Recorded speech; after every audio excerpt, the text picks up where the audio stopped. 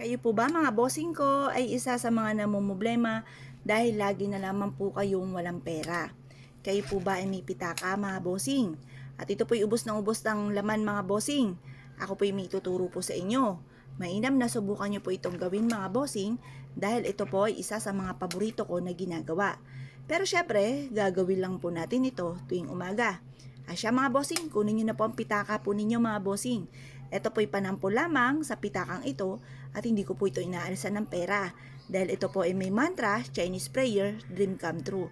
At syempre, may mga ginagawa ako ditong pampaswerte para masigit akong maka-attract ng swerte, lalo na sa pera. Paborito ko po ito. Kaya subukan nyo po ito mga bossing. Kailangan lamang po natin ng bulak.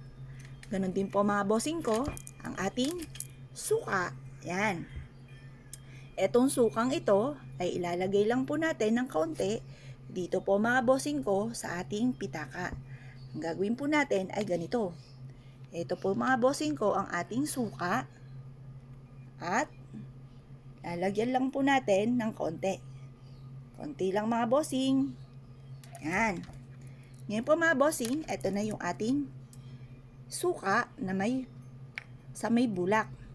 At pagkatapos, ang gagawin po ninyo, hahaplusan nyo po ang ating pong pitaka.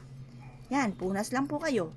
At habang kayo ay nagpupunas, sinasabi po ninyo na magkakaroon ako ng maraming pera. Simula ngayong araw na ito, ay hindi na ako maubusan ng pera. Mas mainam pa na alisin na po muna natin ang laman na ito. Yan, para makita nyo po ng maayos. Puro 20 pesos lang ito, pero ito po ay bago. Hindi ko po ito ginagastos. Yan, kasi nga po, para maka-attract ng swerte sa pera. At syempre, meron din po dito mga bossing kong pampaswerte. Kagaya po nito mga bossing. Etong si Piyaw na ito mga bossing. Yan, citrin or lemon citrin or peridot for money. At ganoon din po si Quanima. Yan po ay anti-stress. At syempre, meron din po tayo ditong shell at never ending luck. Yan yung laman ng aking pitaka. Pero ito, pitaka ko mga bossing kasi marami akong pitaka mga bossing na ginagamit ko paiba-iba. Depende sa aking mood. Depende sa gusto ko po mga bossing.